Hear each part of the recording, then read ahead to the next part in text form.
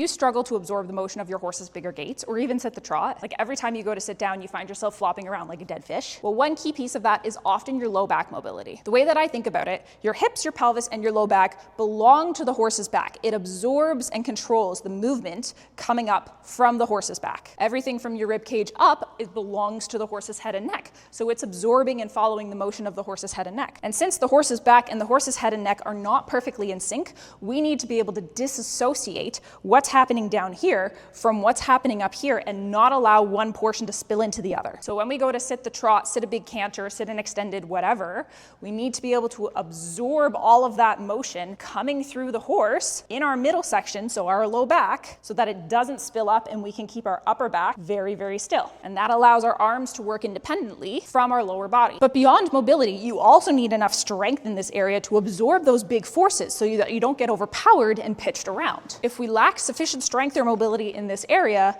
and we try and absorb bigger movements, two things are going to happen. Either we're going to run out of mobility and then we're going to spill into other areas to continue to absorb that motion of the horse's body. The horse might even make their stride smaller because you're slamming into them and they find that very uncomfortable. Or you don't have enough strength through this area to absorb those big forces coming up. And again, you end up getting pitched around. So we need to be able to check if you're struggling to absorb a sitting trot, to sit a big canter, you flop around like a dead fish. Then the first thing to look at is, do you have sufficient mobility through your low back to be able to curve through here, extend through here, get that side to side motion and get rotation, and do you have that equal on both sides? And if your mobility looks good, do you have enough strength in this area to even absorb those forces? Now, working on these things doesn't guarantee that you're immediately going to have a lovely sitting trot and being able to absorb all of those forces, but at the same time, not having these things does guarantee that you're not going to be able to absorb those forces.